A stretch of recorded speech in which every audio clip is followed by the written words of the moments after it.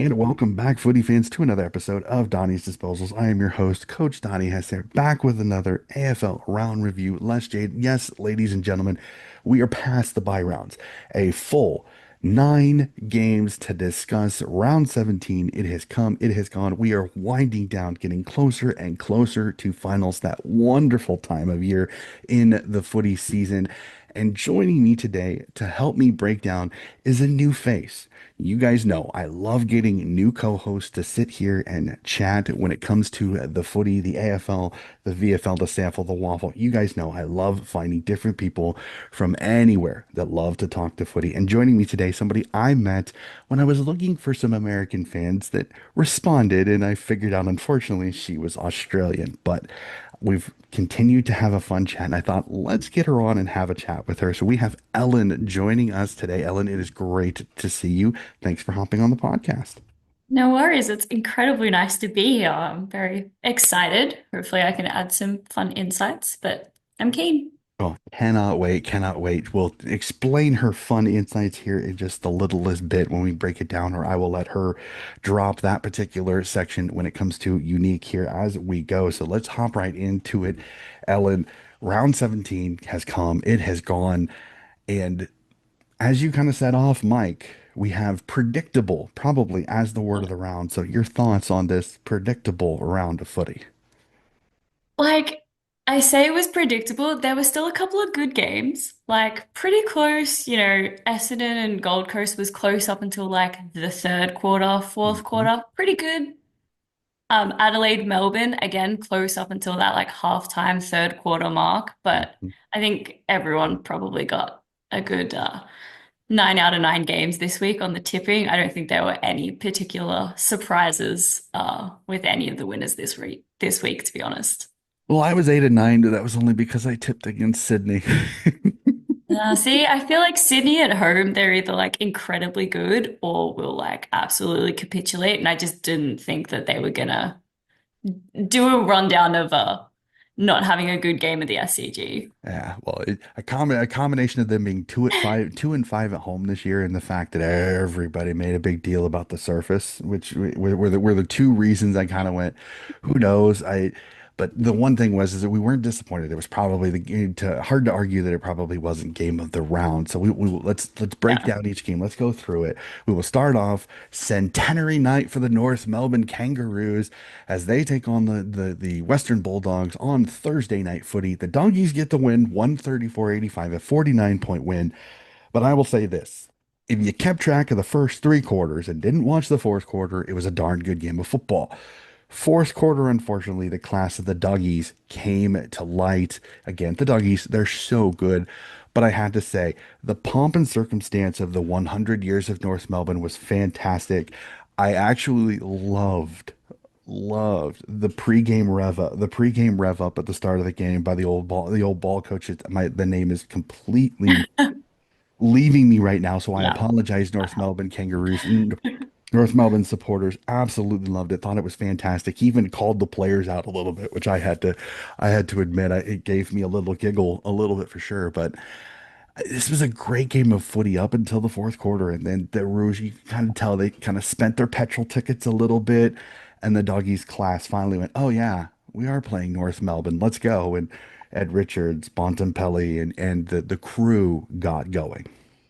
Yeah, I feel like that's been the tale of a couple of North Melbourne games. Actually, probably just North Melbourne season this year, to be honest. They always like they haven't been in like they haven't had an awful season. Like, yes, they're not winning games, but they've played really well. Like most games, I would say like they're playing well up until like halftime, three-quarter time. It's that Mhm. last final quarter that I just don't think they have enough stamina and they don't have enough veterans to kind of get their young bodies through it. But in a couple of years, North Melbourne are going to be an absolute force to be reckoned with, No, honestly. yeah, I'm 100% with. They've had a couple of stinkers that have just been bad the entire time. Like I think you asked many North Melbourne supporters, they've had a couple of absolute mares. Like let's just be honest, they have.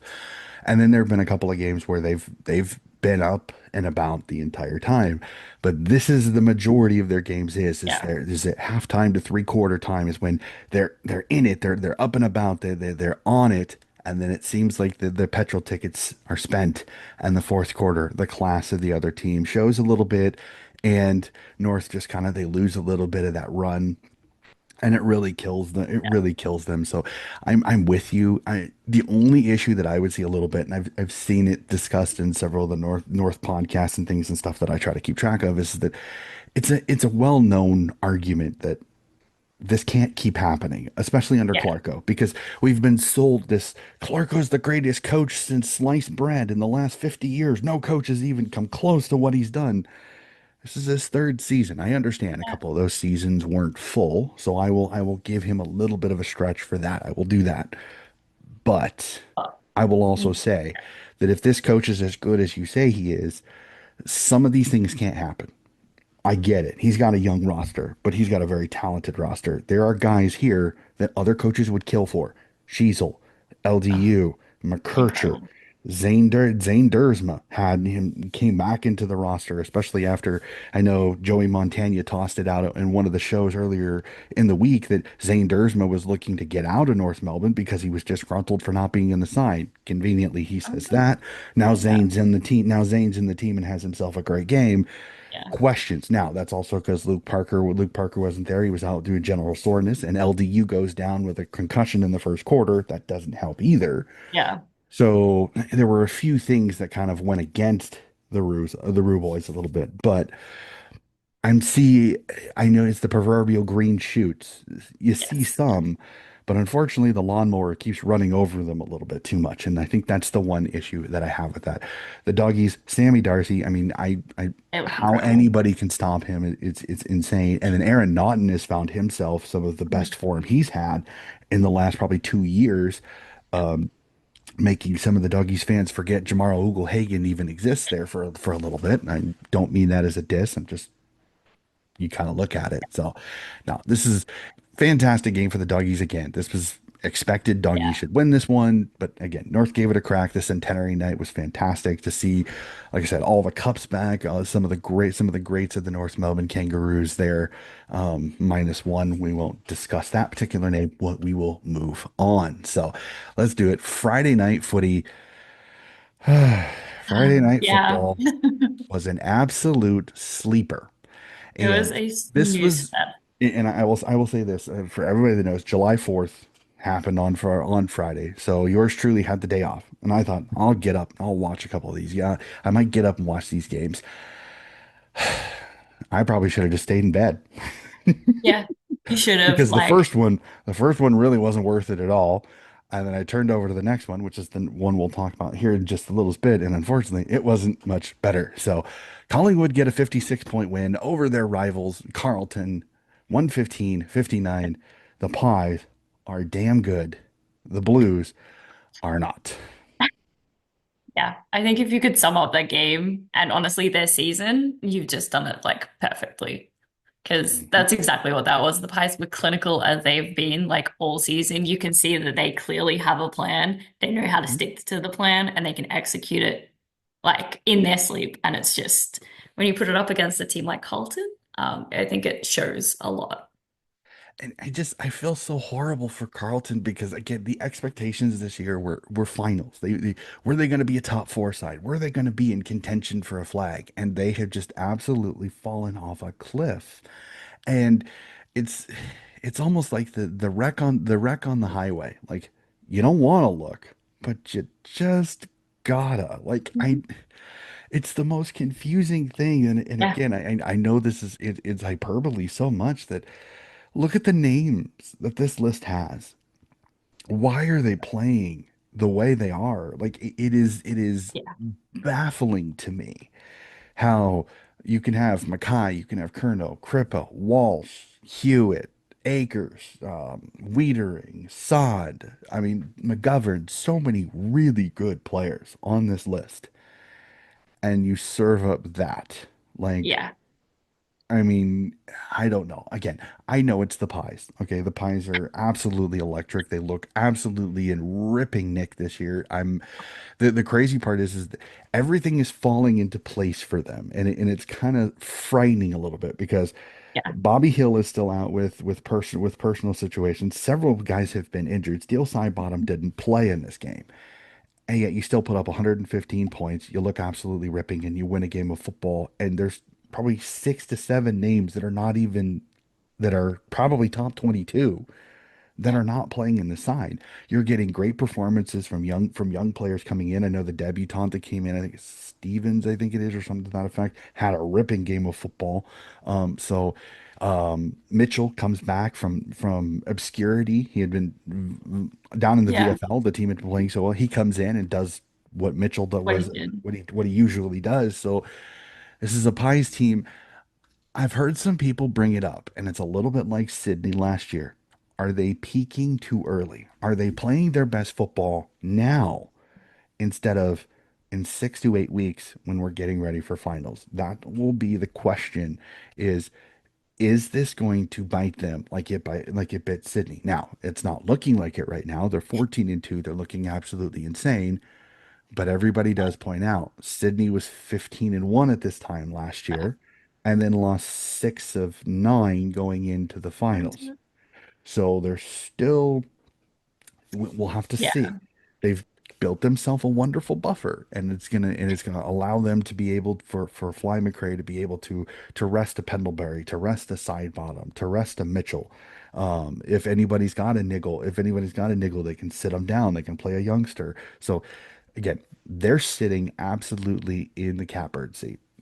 Yeah. Let's just be honest. They're yeah, They are they're controlling the rest of their season, basically. Like I don't think there's anyone who's probably gonna come close to touching them, at least in the home and away season, whether the minor people premiership like, is theirs. That's oh that's yeah, for sure. But hands it's down, the premiership and the run to the premiership is going to be fascinating because there's some teams that are building momentum. languishing down in the mid-table that I think if they find their form at the right time could give Collingwood headaches. So it'll be fascinating to see.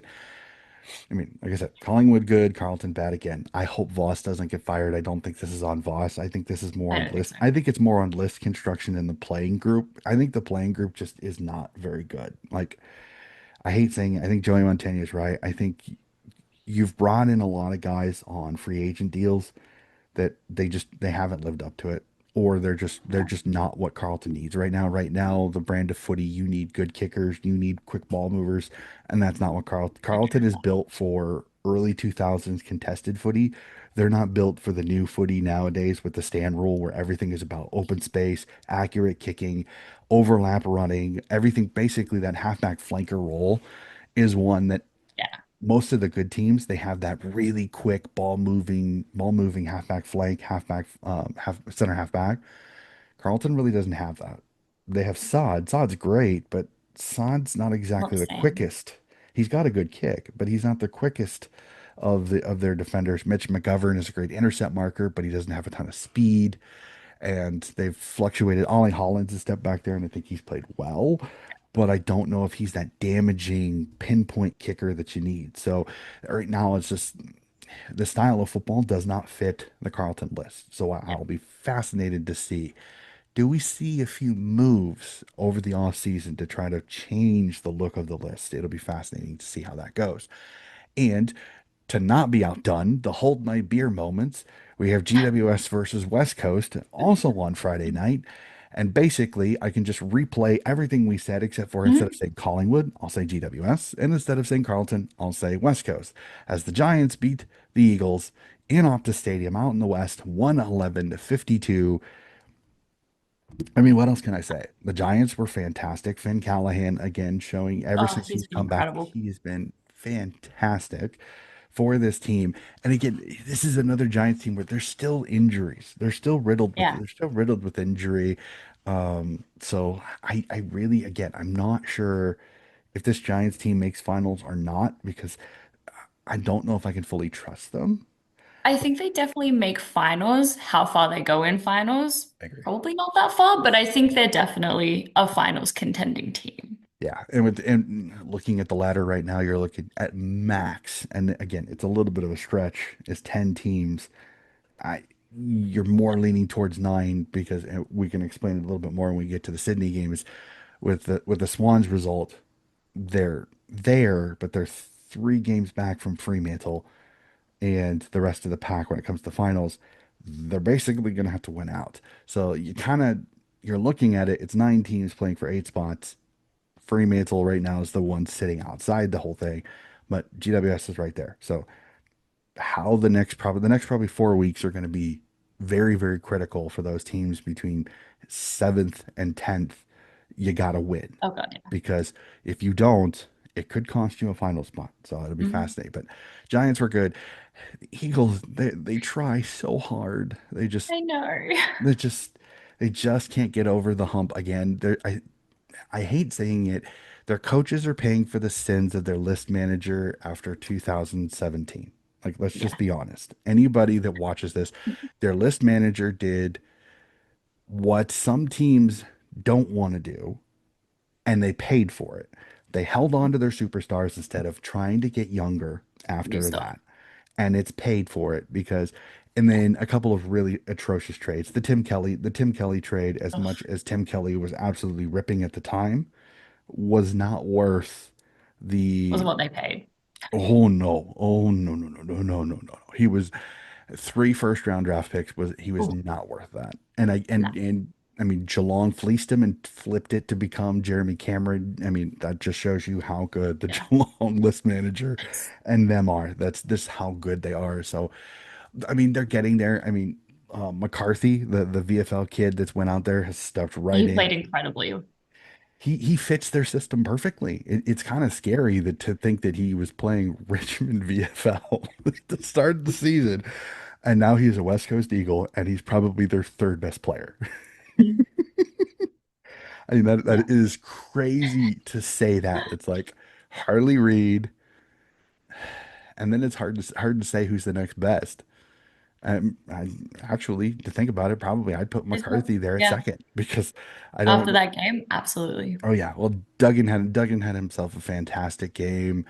Trying to think, there's that Brady Hoff. Brady Hoff has found himself on the wing really well. I think he's been playing some good football, but no, I mean no Allen. Oscar Allen is injured for the year, so he's one of them that I would say probably would be above when he's on form. But yeah, I mean McCarthy stepped in, and I mean it's hard for him not to find a way into the club as well as he's been playing. And I heard an interview with him where it's like literally 5 years ago that he was in the whole draft rigmarole, and he didn't care that much. Like, it wasn't that he wasn't good at football. It Yeah. wasn't a priority. He made it his priority when he made the VFL, when he made the Richmond VFL squad 2 years ago. And I mean, had a rocket up as you know what ever since. It's been kind of crazy. And he even laughed. He goes, I probably could have been an AFLer if I'd have tried harder. It is Oh my it man. was the funniest interview because he was very honest, and I absolutely appreciated the I love honesty.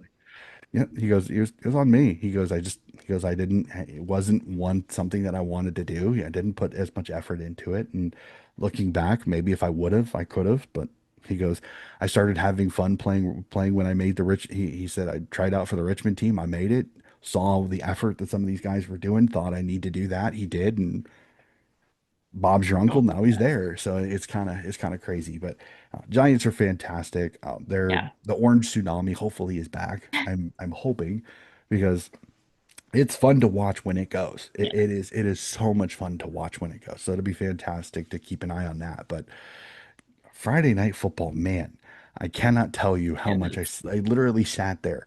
I was watching the fourth quarter of this game going, why did I get up for this crap? Yeah. It was disappointing. Disappointing may not even be devastating enough. It was pathetic, really, Yeah. when it came to it. So, all right, let's move to Saturday afternoon footy. Not exactly much better as the Gold Coast Suns go down to Marvel Stadium and knock off the Essendon Bombers 115-74. Holy crap! Dimma wins a game at Marvel. Holy crap! Well, the world is coming to an end. We got to pay attention. Holy crap! Dimma won at Marvel Stadium. Yeah, I mean, that probably sums it up pretty well. To be fair, it was against Essendon, and it's not like they've had the greatest of seasons this year. Again, I'd probably put them slightly above Carlton in there. Really having a bad season. Can't quite pinpoint why, because your list looks pretty decent. Hmm. Um, But yeah, not a great game by them. At least it was close up until that kind of like third quarter. And Mm, then Gold Coast just kicked away, which was nice to see. yeah, no, Essendon, they're ravaged with injury. Anybody over 193 centimeters is destined this year to get hurt. I swear. Except Well, Goldie. Goldie has to, for some weird reason, has seems to have this force field around him to where he doesn't have to worry about that curse hitting him. But Essendon, it's yeah. a lot like North. You know you're going to get at least three great quarters usually, and then the fourth quarter they spend a ton of petrol Yeah. tickets just trying to stay close. And Gold Coast, the class and the depth. Bailey Humphrey showing why he's fantastic. This is a Suns team that seeing Noah Anderson play well, Tuke Miller Oh, so good. playing well, and they didn't have Sam Collins. They didn't have their best fullback in, and they still get a nice win on that one. Sam Collins was crook, if I remember correctly. So it's this is a Suns team. We're finally going to see them in finals. I cannot wait.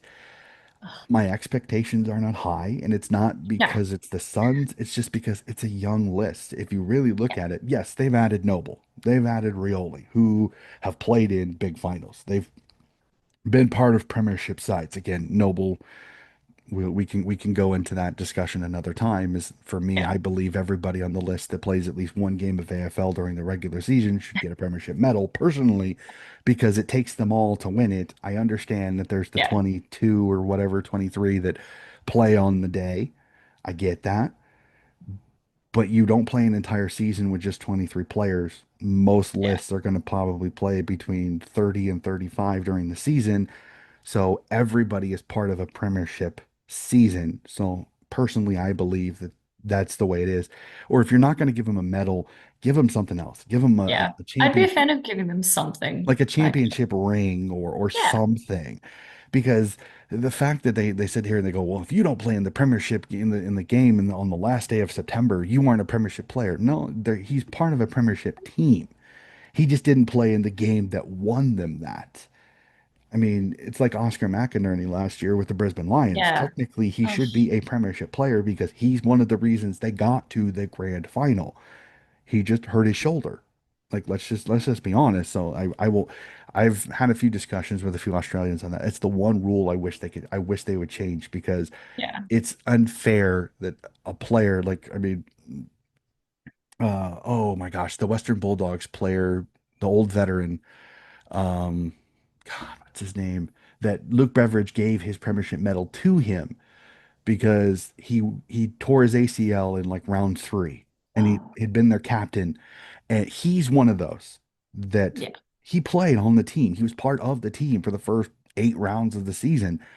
Why doesn't he get something? Why isn't he considered a premiership team member?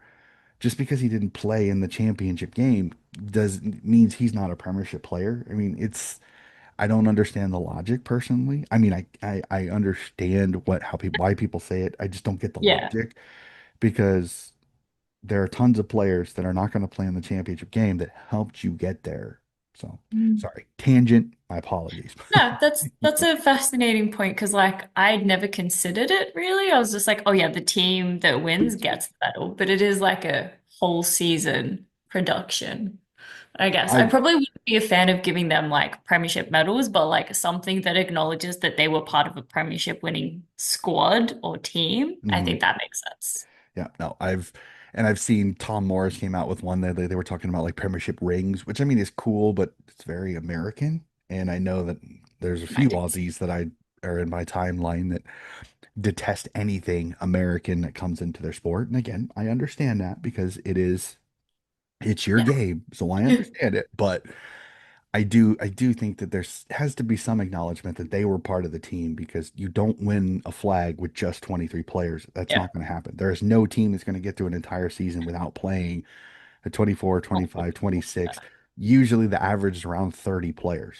You're going to use them. So that means seven guys will have played in your season that year and may have made big impacts that are not going to be on the day of the last day of September. Yeah. So that's my only argument for that is that technically they were part of a premiership season. So maybe a little bit of acknowledgement there. Again, I understand the argument, maybe not medals. I would even argue that they should because they're part of a premiership team. So why can't they have a premiership medal? But again, to each their own. I have no problem. I love that discussion. It's always fun. So we'll move on. Not that I really want to, because the next game ain't much better than Still the not great. I know. The two of the previous three are about the same as the Cats Yeah. absolutely whack the Richmond Tigers 124-52. Jezza Cameron kicks his 700th goal, and the Cats are purring. Oh yeah, the Cats are looking in incredible nick, and that's not to say that they don't look incredible every season, because I swear to God, for as long as I've been watching footy, it's just Cats are always basically guaranteed top eight. Hmm. They're so well drilled, they're so well managed, like they're just yeah, incredible. And Cardinia Park is like a fantastic facility to train at as well. And Hmm. it's just like everything always goes well for Geelong, and it's Hmm. slightly frustrating, but I have to admire it annoyingly. I've said this numerous times on numerous podcasts. I said the one team, if I were starting a club, like if I was Tasmania, if I was whoever the 20th club potentially could be, I would literally study what the Cats do Yeah. because they are defying everybody's expectations every year because they keep finding ways to be competitive. They're really smart. They are really, really Yeah. smart because they bring in high quality free agents that make an impact. They don't make mistakes usually with their free agents. Very rarely do they do. And the ones that they do don't usually stay very long. They don't let them marinate in the group. If you are crap, you're gone. We're They gone. don't mess around. They draft well despite not getting the top of the draft. They are really good at finding those gems in the 30s, 40s, 50s, and 60s. I mean, Lawson Humphreys was a reserve Swan Districts player, a reserve, I will state it again, a reserve Swan Districts player in the Waffle, and he is currently a top 22 player for the Cats right now. They are finding gems in the most oddball places. I mean, Sean Mannett, the Werribee superstar who kicked Yeah. seven in the VFL Grand Final the year before, now is roaming the wing on the other side or the halfback or the half forward flank for the Geelong Cats. I mean, Yeah. you can't get much of a better story than a 26-year-old first year rookie and playing as well as he is. Tyson Stengel's another one, had his issues with Adelaide, got kicked off the team, had to have a year of kind of getting his head out of his you know what. And Mhm. he's come down to the Cats and absolutely tore it up. I mean, it has been insane what the Cats have done. And I admire the crap out of them. I absolutely admire the crap out of them. Irk me off so much that they Oh yeah. continue to be so good. I'm a lot like you, but I respect the hell out of them. Like my cat supporting friends that I talk with, I tell them all the time. I said, enjoy this time because so many teams cannot replicate this. So many teams cannot do what you are doing. You are doing something that is not the Yeah. norm.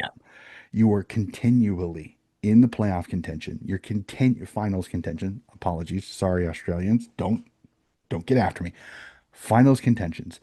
You're always kind of that sneaky dark horse talked Always about there. team, Always there. or you're a flag contender Yeah. or favorite. That's how good your team can be at times. And again, right now, they're the only team to topple Collingwood besides a GWS mauling at the start of the season. They're the only team to topple Collingwood at this point. And they might be the only one that's got the list that can do it. So I'll be fascinated to see how it goes. I mean, they were clinical in this game. I mean, Yeah. again, I feel There's so nothing hot. else to say. I'm gutted for Sam Laylor. Absolutely gutted for him. He comes back from a hamstring injury, gets another one, and from all reports that I'm seeing, he's done. He's done for the year. I don't mind this decision by the Cats. Shut him down. Get him right. Get him cherry ripe. Get him to the off season. Tell him go to Bali. Go go to Europe, Yeah. get your head away from football for a couple of for a month and then come back and we're going to rip right into it next year, and hopefully next year we'll have you cherry ripe, we'll have you good to go because the kid is talented. The kid Oh showed God, yeah. every time that he is on the park and he's healthy, he is a ripper. It's He's going to great. be fun to watch. Just needs to get his body right, and I think that's the Yeah. biggest thing on that. This is a Richmond team. They're scrappy, but they're going to have these mares. They're going to have Yeah. them. They're a very young side. They're going to have another quite impressive draft haul this year. They are building a core for the next 10 years. Yeah. They're building a core for the next 10 years. It's going to be painful, and you can already tell that the fans have kind of went, peace out for a little bit. And I get it. I mean, that's the way some fan bases are. You have a run Yeah. of incredible form, four premierships in the span of 5 seasons. I mean, you can't get much better than that. So, yeah, It's a true rebuilding phase for Richmond. yeah, no. So it'll be fascinating. It'll be fascinating to see. So yeah, so I will completely go with you on that one. So, oh boy, oh boy, oh boy, oh boy. So let's move on, and unfortunately, we'll get to pull a band-aid off here because my wonderful co-host is a Port Adelaide supporter, and unfortunately, they go up to the GABA, which is a house of horrors for many a team at times as the Lions get a win 120-92. All right, Ellen, have your rant. What is going wrong? Honestly, I don't think Port played that badly, to be fair. We held with Brisbane for a good amount of the game. We had a ridiculous amount of very important key injuries. Like we lost Aceva, Vicentini, and Powell Pepper, leaving with us with like one on the bench. But it didn't look like Port were like we didn't give up. We still tried. Granted, clearly not enough because like we lost, but it was nice to see them not just like flag away or like die down in the last quarter just because they were losing, which is something that like sure, I don't think we were ever going to win this game. It's just not on our list and it's just not where the team is at the moment. But I think there's potential for like next year or the year after.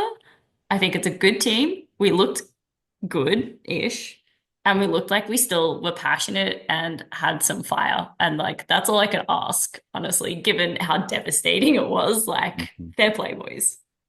Yeah, no, it's gutted for Sam Pepper. I'm He's battled crushed. so much, and for another innocuous knee injury to happen the way it did, it's like Yeah. when you go down with absolutely no contact, when you're cutting at an angle, you're like, yep. Yeah.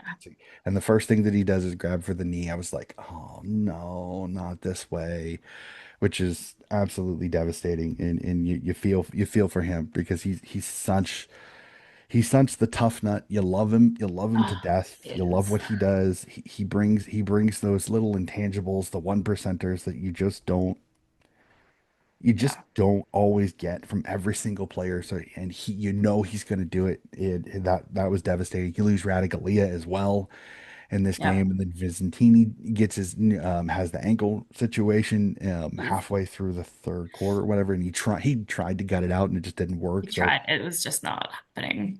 you gotta give your fair applause a little bit to Port because they didn't just roll over. I mean, they could have thrown the white flag and let the Mhm. Lions just Mhm. absolutely get a percentage booster here, and they didn't. I mean, they kept it under 5 goals. So you gotta I'm kind of pretty happy with give and it. applaud. It's again, this is a Lions team again that They look defending clinical as well. premiers. They look fantastic. They've had their moments this season, like several teams this year. But again, if Brisbane can find themselves getting Cherry right about this time, Yeah. it's absolutely perfect when it comes to it. So it'll be fun Mhm. on that one. Let's move down to Marvel Stadium as we see the Hawks knock off the St. Kilda Saints 94-74. Again, the Hawks getting another win, continuing to stack wins up. But the one thing I want to talk about is fair play to the St. Kilda fans because they have absolutely gone all out for Alex Tarou, the Flying Viking. It's the Viking helmets throughout the Incredible. stadium were absolutely awesome. Yeah, you know what? When a team does some like something like that, fair play. Like I will applaud that. Bring a little bit of like chaotic passion. I'm here for it. Yeah. Yeah, no, 100%. It's like a little bit like the whole entire section wearing the wizard hats for Nick Watson for Hawthorne the year before. Like, I love it when the fans get into it. I know that the Carlton Blues one time for the finals had an entire section where people were dressed up as the Blues Brothers. So I Yeah, kind of yeah. I love it. fair play to them. It's fantastic. Hawks did what they needed to do. Again, this is a Yeah. this is a Saints team that they're incredibly frustrating because You've got absolute rippers. Jackson Clear, Mhm. McCray moved over and I think has played well when he's been healthy. Um, Yeah, Obviously, Nasai Wangini Miller, like I said, I will say it this year that if he is not an All Australian halfback flanker or along the halfback line for the All Australian, it'll be a travesty as well as he's playing. yeah, He looked absolutely magnificent in this game. Again, the Hawks, they just are getting it done. yeah, Absolutely gutted for Josh Weddle. The back injury with the yeah. compression fracture in his back is, Oh, oh, it's terrible seeing it. And I was again, they played well.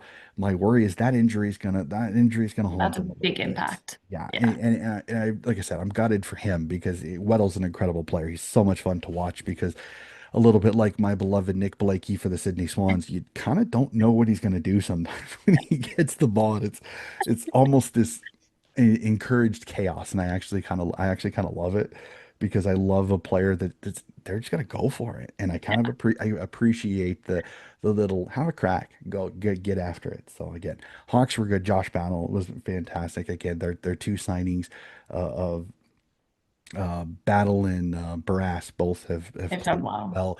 They've Yeah. kind of misplaced Sicily. Sicily's kind of come that land of misfit toy, and like you can't Yeah. really figure out what's going to. Yeah, we will have to see. Yeah. It'll be interesting on that one. So, all right, let's move over to the game I know everybody was talking about because of last week's kerfuffle over the SCG turf. And we'll move over to the SCG as the Swans get an 11-point win over the Fremantle Dockers.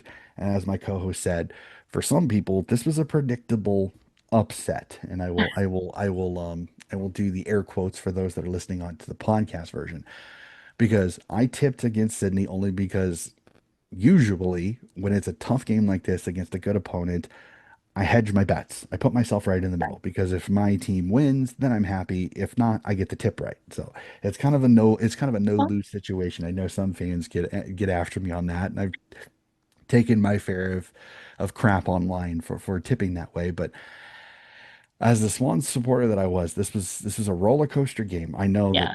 Frio never led in this game, but man, did they kept making me But they so tried. nervous, so nervous because this was a cracking game of football. I thought the Swans played incredibly well. You can definitely tell the impact of Errol Goulden has completely Oh, flipped this team on its incredible. head. It is Yeah.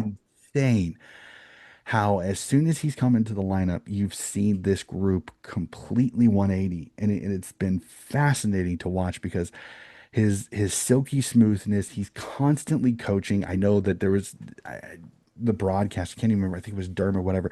Every time he could see Gould, and he's like, this kid's 21 years old and he's coaching the veterans on what to do. And I'm just like, it's insane to see. Like, I agree with a few, like he has future captain written all over him. It Absolutely. is insane. But he just has this great ability. He gets open, he finds the footy, and then he has that lethal left foot. I mean, he can hit Yeah. a teacup from 50 meters. That's how good this guy can kick. And it's insane. And it's bleeding into the rest of the group. You're seeing Angus Sheldrick come back and have a much better game than he had the week before, where he had 0% disposal efficiency. He looked fantastic. Nick Blakey doing Nick Blakey things, having his little run through the center and the lizard ripping one Oh, from about 52 and not even really putting his full boot into it and it going through the uprights. The Armani Potty after his atrocious 0 for 6 against Port oh, Adelaide goes 2 for 2 in this one. Unfortunately, it looks like he may have another soft tissue injury, which really stinks. But man, Justin McInerney coming back and playing well. Isaac Keeney and Chad Warner playing like they did in yeah. 2023, where they look absolutely unguardable, where no matter where they are in the ground, they are a threat. So it's gonna be They're looking interesting to good. watch this group Yeah. because they basically need to win out, but they're finding form at the right time. Yes, two devastating injuries. Both Papley and Armadi go down with that. We'll have to see how the Swans approach that because Papley's energy is something that does It's affect this group. infectious. But man, it's been fun to watch. And I feel for the Dockers fans because they're right there. Now they're sitting in They're ninth. so close as well. And I think they can feel it. And it's just like, ah. The good thing is they still have several games at home, and Optus Stadium is a cauldron when their team is up and about. But this one hurt because they kind of needed this one to put themselves solidly in the eight. Now they're gonna have to battle a little bit, so we're definitely gonna have to see how this goes because you got a Dockers team. They should make finals. They should play finals. Will this Yes. cost them their Will they final though? spot in this particular situation? Will be the question on most Dockers fans' minds. Yeah. Yeah, definitely for sure. And then we'll Um, go to the last one at the Adelaide Oval as the Crows beat the Melbourne Demons 90 to 77. But I'll tell you, the first quarter and a half, I was going, what am I watching? Because Melbourne absolutely blitzed the Crows to start this game. And then the second quarter, the Crows went, oh, yeah, oh, we we're can actually playing. play really good football. And they absolutely lighted up. Isaac Rankin, you superstar. Oh, Love watching this young man play football with 5 goals in this game. The Crows get it done, looking fantastic. But did the D's put a little bit of a scare into the Crows to start this game? oh yeah, I was watching it. I was like, have I misread the entire season? Like, are Melbourne actually coming good now? And that, like they did for 2 quarters, but I think Adelaide have some real potential this year. I don't think they're premiership. I don't think they're quite going to get there, but finals are shoo-in for sure. They've looked so good all year, and they look like they're really like gelling as a team, which I don't think we've seen from Adelaide for the past couple of years, which is really nice. And I've said this in a couple podcasts. They are my dark horse They are my dark horse grand finalist. They're my dark horse. I think they can get there That's a big call. if they can find their form and play like they have been playing again. This is all leaning on, can Tex Walker stay healthy?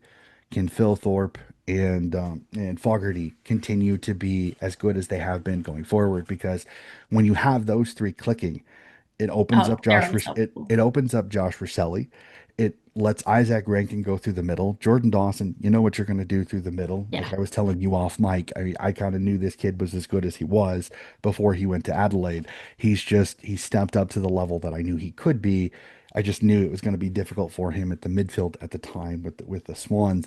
And then their defense has just been incredible. Like for yeah, the no-name defense that they are. And again, I'm not saying that as a diss. I'm saying that almost as a compliment because most teams have that one defender, you know their name, you know who they are. But really, when you come to it, unless you're a Crow supporter, they're yeah, kind of they're kind of this list of guys that you don't know their names 100%. So yeah. it's like Butts, Hinge. I mean, Rory Laird is went back there to the halfback line. Hmm. Max Michaelaney. Like if you ask most people, like they're not going to know these kids' names as well. And they're playing fantastic football. They're really good defensive. Mark Keane is their fullback. The Irishman has been incredible. He's So good. they're fun to watch. I cannot wait to Yeah, watch this Crow side because if they find their perfect, their just right form, that chef's kiss form, yeah, they're going to be great. watch out because they are going to be incredibly difficult to stop if they play the way they are. So, well, Ellen, that is it. That is all 9 games covered. We have discussed, they are through. Let's go to what I call the burning questions. These are some of the questions that have been ripping in my brain that I'd love to talk with my co-host about because it's always fun. So let's jump right in. First question, 7 rounds to go. Yeah. In your opinion, where do we put the line through of teams that can't make it and teams that can? I'm thinking our the top six is probably set. Let's be real. We've got what? Collingwood, Brisbane, Adelaide, Geelong, Hawthorn, and Doggies. Pretty solid. They're set. They all look very good and they all kind of look like they're going to peak at the right time. I think then we have that middle block of like Gold Coast, GWS, Fremantle. I probably even chuck Sydney in there. And they're kind of a toss up. Like Mhm, maybe they look good enough that they can win a couple of games, but is that enough to keep them in there? And I think anyone kind of Port and below, like that's not look to next season. mhm, Like I just, yeah, I can't see anyone below that like sort of 11th, 10th position making any massive runs. Yeah, like unfortunately. Port's got to go on a ripping run, and unfortunately, their inconsistencies and injuries, I think, is. Yeah, So I I'm think, with you. Like, yeah, as much as I am a Sydney diehard, I have trouble putting them in this discussion because I just see I look at their run home isn't difficult. Like it isn't like Brisbane, Collingwood, Gold Coast, St. Kilda, Hawthorn, Western Bulldogs. Like it's not like it's winnable games. But then you've got some absolute danger games. I think they yeah. have Geelong in round 22 or Oof. 23, Yeah, which isn't an easy one, but they've won games it's against Geelong doable. before. So it's a possibility. And the Saints are the first one up coming up this week, and I'm not going to sit here and say that it's an easy win because it's not, Yeah, because the Saints again are an enigma like several teams this season. So I'm with you. I probably would put the line after Sydney just because yeah. what we're seeing, there's the possibility. My right brain kind of tells me, no, dude, cut the line above Sydney. It's basically a 19 competition for 8 spots. And I don't want to, really don't, but Yeah, it is difficult because what the it's Swans are being hard. asked to do is very, very difficult, especially in a competition like this year when there are upsets, but there are some things that are just kind of inevitable. And right now, the inevitable is that the top four sides, Collingwood, Brisbane, Adelaide, and Geelong, are very, very good. Very good. They take quite the effort to beat. So telling yourself as a 10th place side with kind of a low percentage of 93.4 of all the teams in the finals Mhm. contention, that's the lowest. When you play the lower sides like North and West Coast, which I think Sydney have both of those teams on their schedule, they got to put up big points. They Yeah, cannot have 15, 20 point wins. 50. They got Yeah, to win 30, 40, 50 because they're going to need that I need that percentage percentage. booster. And then they got to hope they could knock off Geelong, they could win a few of these games, and then hope the fact that Gold Coast, the Western Bulldogs, GWS Fremantle, they slip up against each other and bring Sydney back into this competition, bring it back into this race because right now they're half of Flemington straight behind, and it's not A easy to lot of catch catching up. up. Oh yeah, they're going to need quite the kick at the end, and we'll have to see. My gut tells me no, but again, I'm a stubborn bastard at times, so I'm gonna leave them in there. But like I said, if I'm going with my good thinking part of my brain, probably cut it off after Fremantle.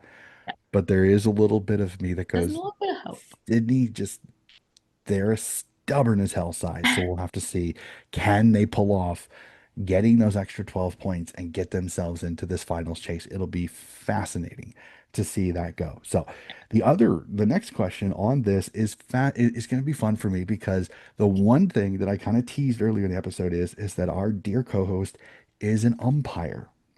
She umpires. Down in her in where she is currently.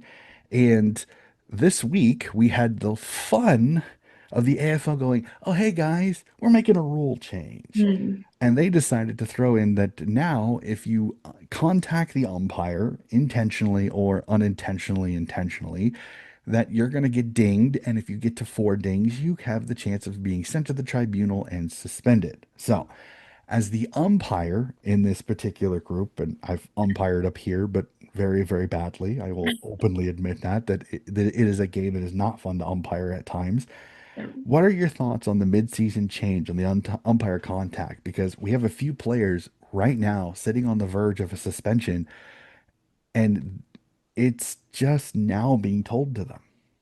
Yeah, I think changing that kind of a rule mid-season where you know that you have a lot of players that will, like very key players that will potentially be affected by this rule, probably not great. Probably should have said it at the start of the year. Um, but I think the rule in and of itself, I'm not mad about Mhm. because like if you look to the incident this week in the Essendon Gold Coast game, I think it was Caddy Yep.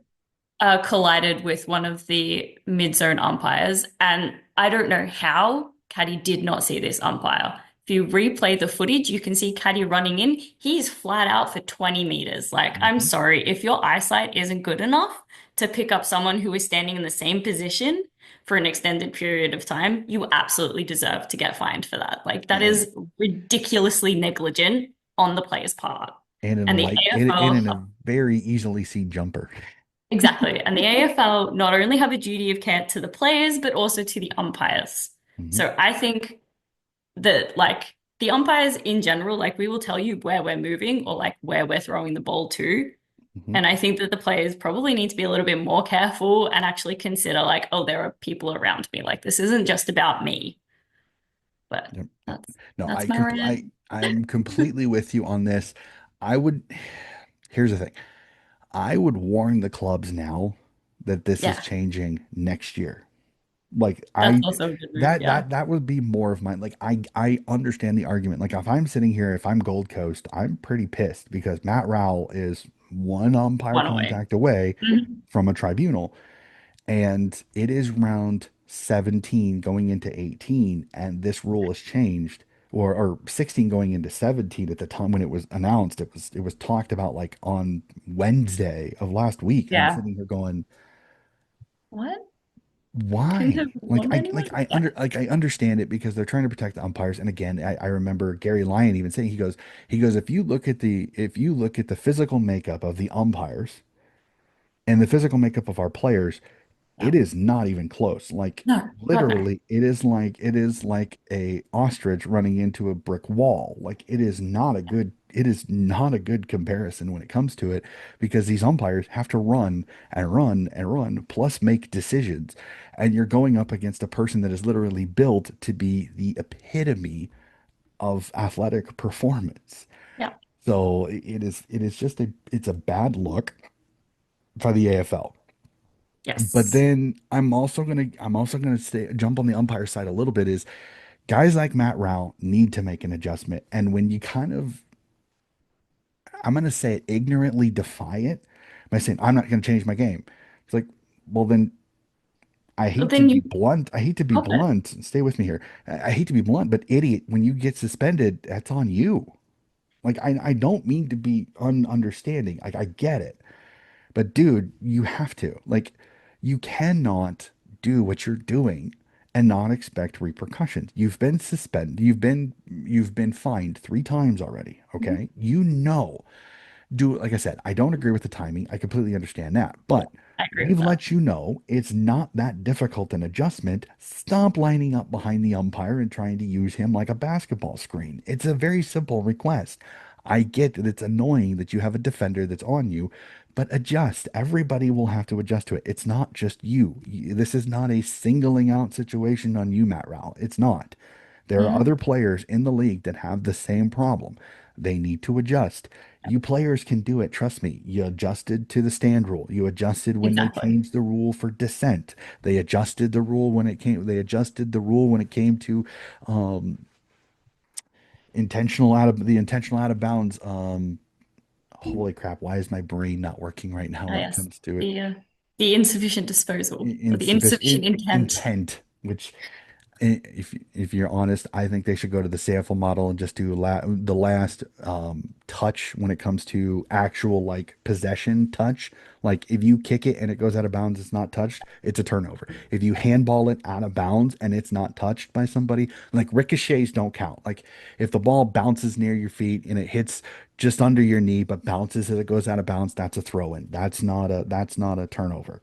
Like I really think they should because if I remember, somebody pointed out that the statistics for the sample is that um, contested ball ups and ball ins are down because of this change.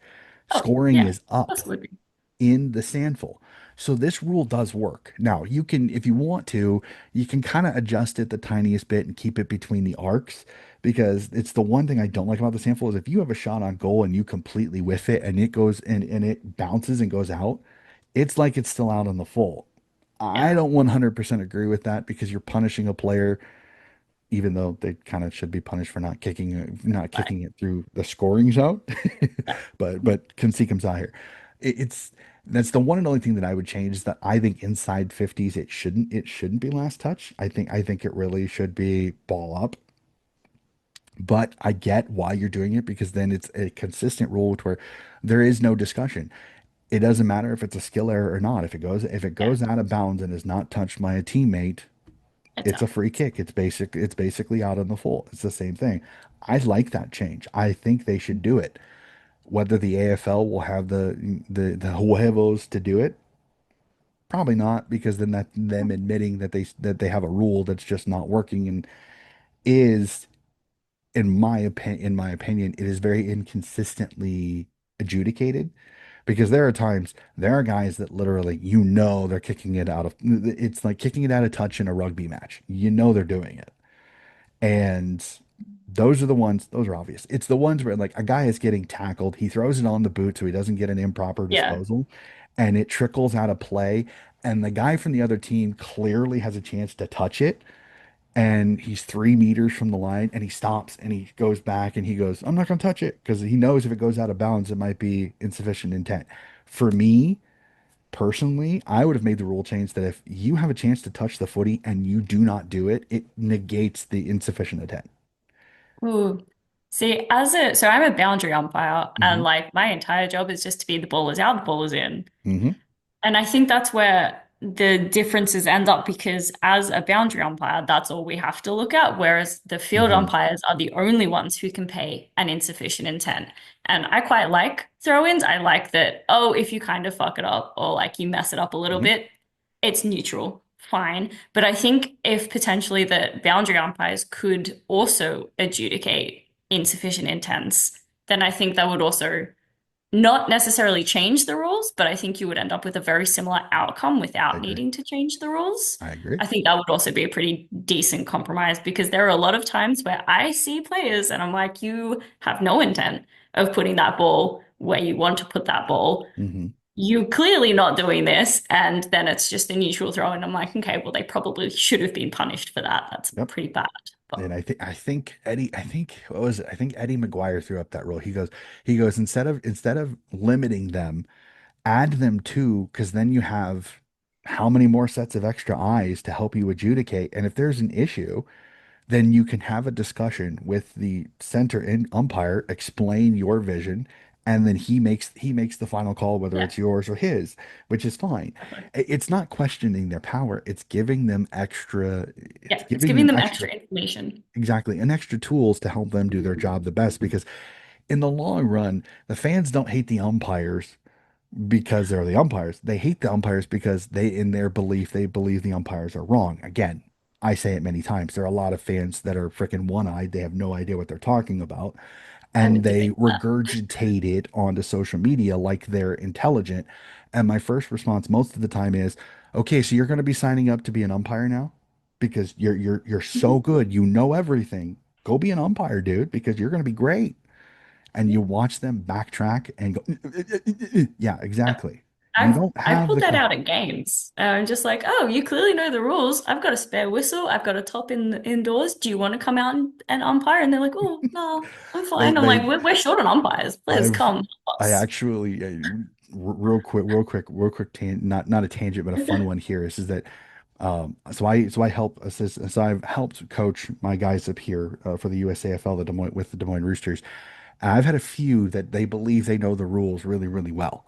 And a couple of times I've been field umpiring them and they start back chatting me. And I literally one time looked at them and I said, do you want to play or do you want to umpire? Because if you want to umpire, if you want to tell me how to umpire, I'm going to take the whistle off. I'm going to hand it to you and I'm going to let you do it.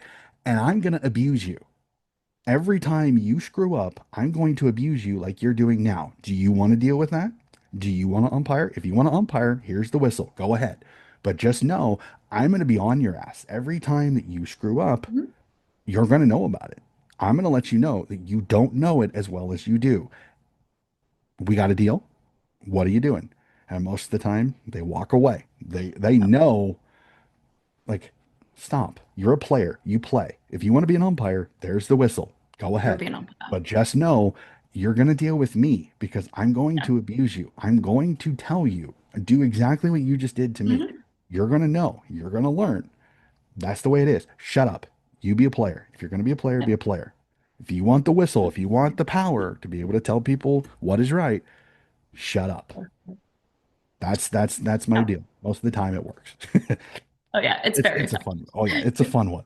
because it pretty much it ends most dissent, which I think is kind of hilarious. So, and then Yeah. to end my burning questions, when I have a co-host that has a team that they absolutely adore, I gotta ask a question about this because I know they love talking about their team. So, as Ellen is a Port Adelaide supporter, I thought I'd ask, how are you feeling about your club right now?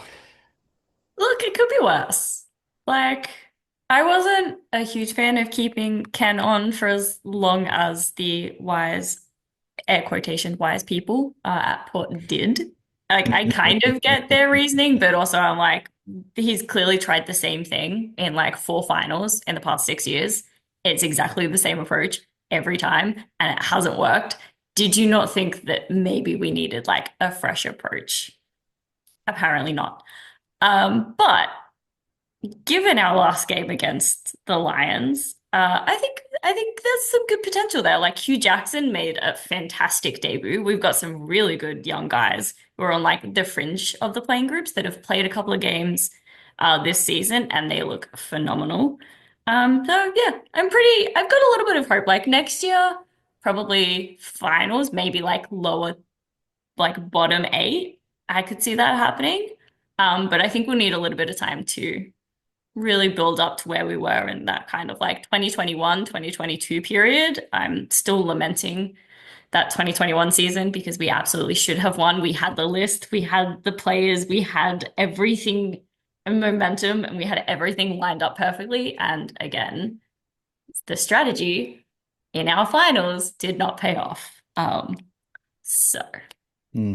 but I think there's some good hope. We're not like horrendously bad, like satisfactorily mediocre is how I like to term Port. Like we're not awful, but it's not great. Like it's fine. We get some good wins every year. We make finals most years. It's not horrendous. It's just like a little soul destroying because you're like, oh, we're doing really well. I have some hope. And then you're like, reality check. Cool. Thanks. Fantastic. It's Port is an enigma to me again, especially this year because you have games where you have the Kenny Hinkley rev up. Like you can Hmm. tell they are up and about. They have a burr in their bonnet, and it is fun to watch. The only issue that I have with them is that you don't get it on a weekly basis, like Yeah. each round basis. Like if you had it on a round basis, like this team actually showed up, like Kenny Hinkley told them to run through a brick wall and they went, "Yes, coach," and then proceeded to proverbially run through that brick wall, it'd be great. The problem is that when you look at it, you have that every third or fourth game that you're like, what am I watching? Like it Hmm. is not the same thing. And I think that's the frustrating because we keep hearing from the Port Adelaide group, oh, we love Ken. We love Ken. We want to play for Ken. Then how are you playing like this every third game? Like it's the one contradiction that I have where it's like, well, you really don't because every third game you hand us a bag of poo and tell me that it's popcorn. Like no, that's just not what I'm seeing. So they're an enigma and a frustrating group for me because again, I look at some of the superstars that you have and even some of your role players. There's fantastic ones. Again, great to see Lukosius back. Fantastic to see Oh him my God, he back. played fantastically. But it is one of those where you look at it and you go, damn it, because you wish you could have had him the entire season because he Yeah. really could have helped Georgiades up front, would have taken a Yeah. little bit of pressure off. He's a utility. You could move him back. You could Exactly. put him through the center as well. So there's Yeah. almost the what ifs kind of get you. And I think that's the frustrating part. Inconsistent play of your defense, like Radagalia, Alir, Zerk Thatcher hasn't been on the park as much either. That doesn't help. But you just inconsistency. Um, Thankfully, the Dan Houston loss hasn't really It affected because hasn't I been think too bad. Kane It's Farrell's kind of stepped up and took that place.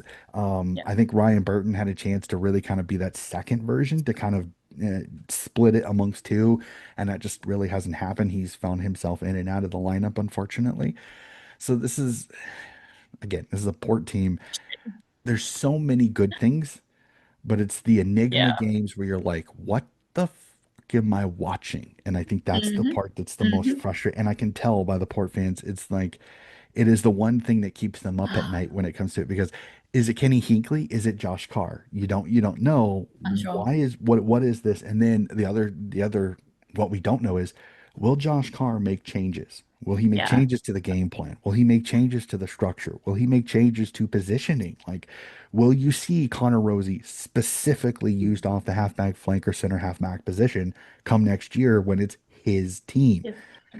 We don't know. Yeah. Where do we see Butters? Where does Willem Drew figure out? Because he seems to be a floating one. Does Travis Boak come back? Like there's a tons of Yeah, that's a big questions off-season about this question. group that I'm fascinated to see again. Unfortunately, another season probably not making finals. It sucks. Kenny Hinkley gets sent off into the sunset. Like I said, Josh Carr, there's a lot of questions. Yeah. Tons of questions on Port Adelaide supporters' minds that you go in going, So, what are we going to see? Like what brand of footy is Josh Carr bringing? Or are we already seeing it now and it's a little bit of Josh that Hinkley may be the top, but Josh is the one I kind of think the Josh puppet is pulling the master strings. pulling the Yeah. strings. But the problem then with that though is if you say that is then some of these heavy Not really losses every working. fourth game are on him, Yeah. not on Kenny Hinkley, Yeah. which is not a good sign going into next year. If you can't get these boys revved up every round, how are you going to be a successful coach next year if this is an issue every fourth game? So a lot of quandaries. Answers are going to come, but it's Yeah. going to be a little bit before we get Could be that. a So wait. Yeah. well, we okay, so that is all of the burning questions. We go to the part of the podcast where the good old ball coach takes over just the tiniest bit. So, Alan, when it comes to it, every week I do a team of the week or team of the round, and I do power rankings as my homage to the start of this podcast. The fourth and long section of the podcast when this was just a sports show. It wasn't Donnie's disposals. I had that bequeathed to me, and now this is a footy channel here on YouTube and a footy podcast completely.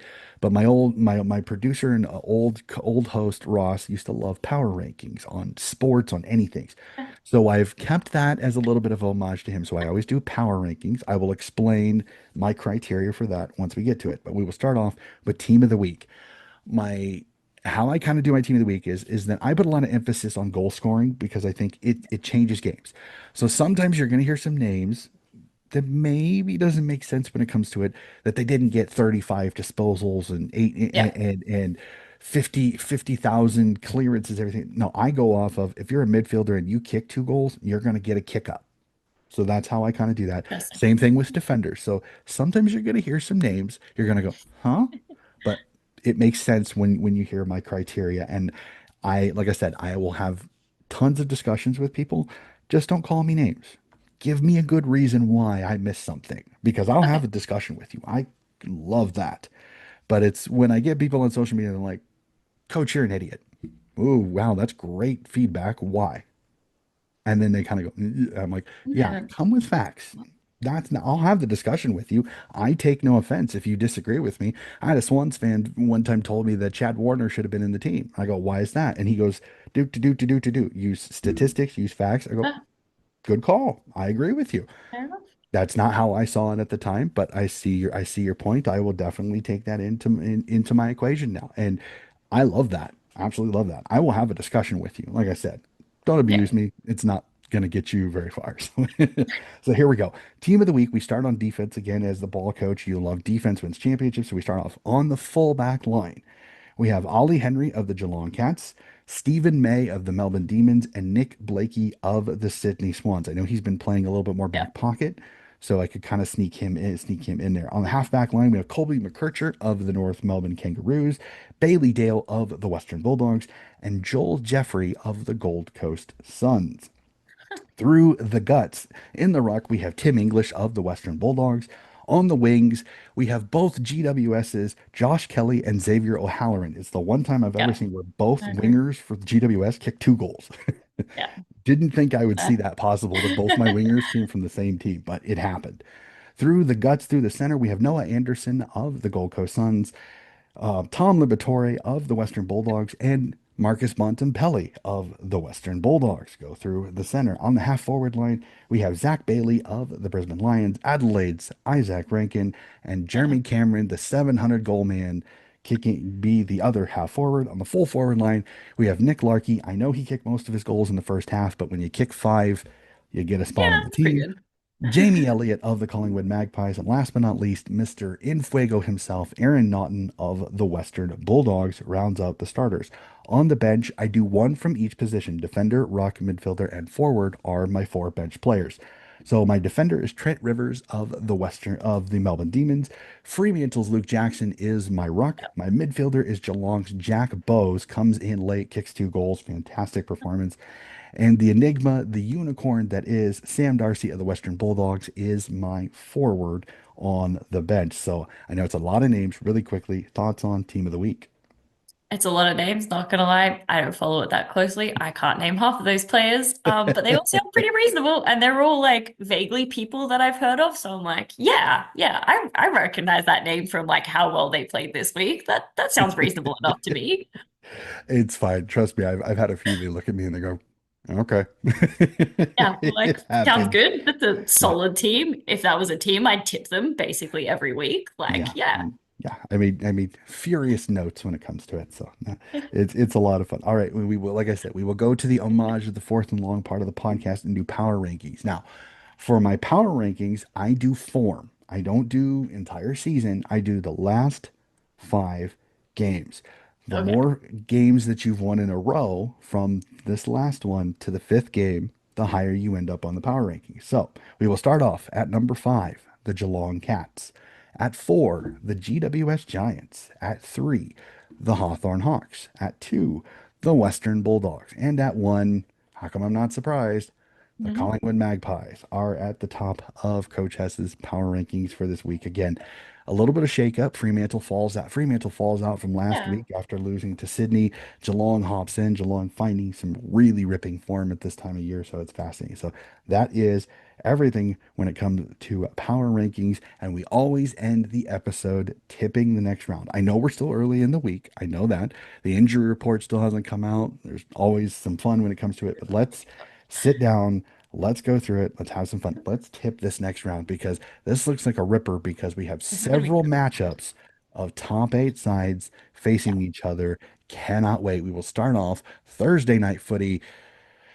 Come on, matchmakers. Come on. yeah. Carlton at Marvel Stadium hosting the Brisbane Lions. Who do you like in this one? Look, tough tip. Sarcasm heavy on that. Probably gonna go with Brisbane. Given their past form for the past like entire season, when you compare that to Carlton. So yep, definitely going Brisbane.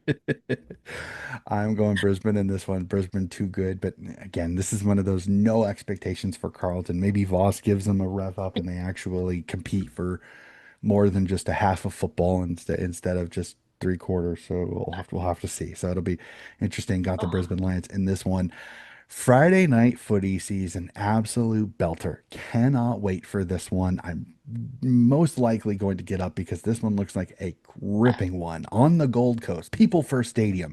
Yes, ladies and gentlemen, looking forward to a Gold Coast game as the Suns take on the top of the table in Fuego, Collingwood Magpies up in Queensland. Cannot wait for this one. Gonna tip the Pies.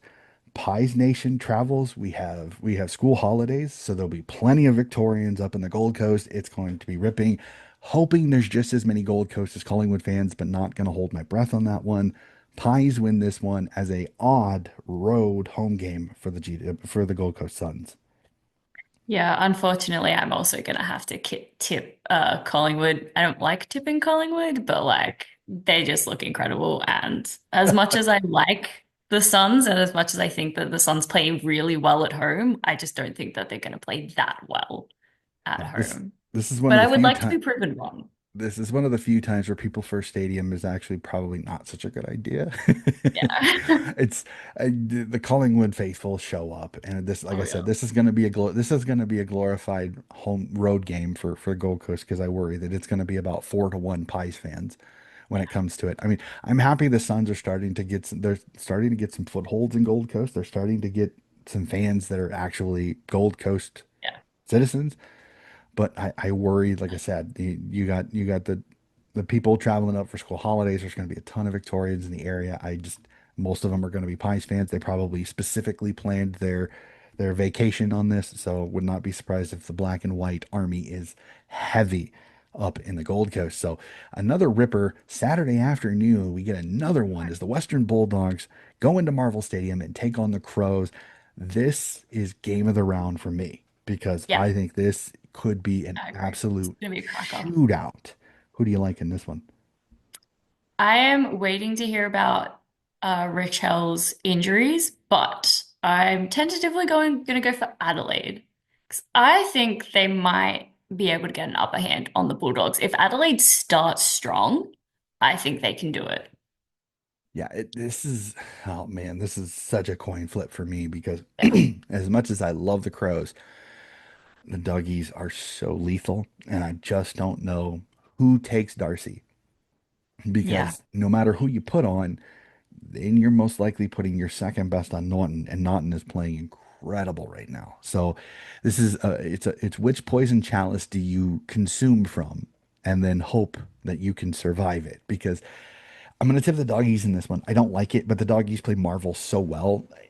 True. Marvel does fit the Crows because of their quick ball movement and in the way they go.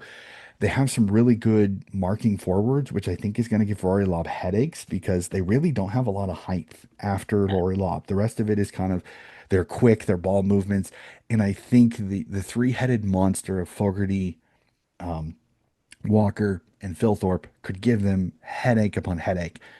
This game is going to come down to who's getting it out of the middle Yeah. because I don't think either defense can really stop the other. Yeah, there's attack. It's Yeah. who kind of has the ball. This could be one of those, the old basketball adage of who has the ball last could win this game. Like this, I think this could be a It's gonna triple be a digit cracker. score for both teams. Tipping Mhm. the doggies because I think their midfield is just a little, they bat just a little bit deeper. Cannot wait to see Dawson versus Bontempelli. That's Oof. incredibly fun to watch there. So how Ed Richards does, what do they do with Bailey Dale? Do you see a Max McElhaney tag there to kind of Yeah. blunt his run? Do you see a defender kind of go a defensive midfielder go through to kind of shut down or kind of curtail a Richards, a Bontempelli, or a Liber in through the center? But this is it's going to be a ripping game of football. Yeah. Cannot wait for this one. But I got doggies. You have crows. Fun one at NG Stadium as the Cats come up to Sydney to play the Giants.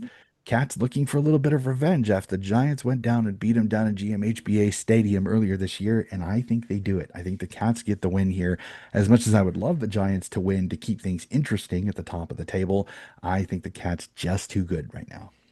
I'm a vibes-based tipper, so I've gone GWS. Ooh. Apparently, GWS have also beaten Geelong for the past three times they faced the Cats. So I'm hoping that maybe they can keep the streak alive because I think it would be good. And I also think GWS play NG Stadium fantastically well.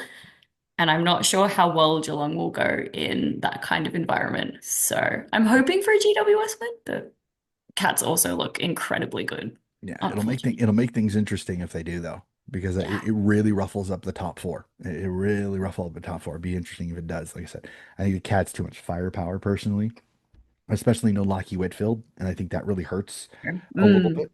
But they won this last game without Lockie Whitfield, so you never know. They do have Lockie Ash, who's basically Whitfield light, which is kind of funny to say sometimes, but always interesting. But yeah, so I have the Cats in that one, but that I think should be another ripper game. So three Yeah. really good games in a row, and then we get handed this one, which should be interesting because you have Maybe. two scrappy Yeah. sides. Hopefully, the last couple of times the bottom of the table games between West Coast and North Melbourne and West Coast and Richmond Yeah. was absolute ripping games of football. So hopefully Richmond gives us a nice little contest as the MCG sees the Richmond Tigers versus the Bombers.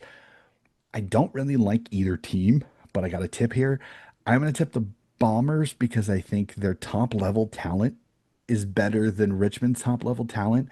Hopefully, Zach Merritt gets unleashed in the midfield. Hopefully, but again, I'm not holding my breath either. So, tipping the Bombers, I think they have just a little bit more talent in the long run because of the youth of the talent of Richmond. I think is the reason that I'll Yes. go that Yeah. way. But again, this Richmond is really good at playing teams that are close to them, really scrappy and being in it. So you just never know. But I'm going to tip the Bombers in this one.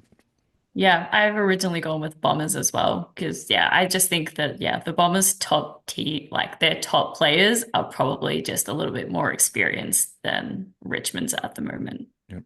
And we end the Saturday slate with another fantastic one as the Dockers return home, licking their wounds after the loss to Sydney to face the Hawks. A fun one out west. Who do you like, Dockers, Hawks?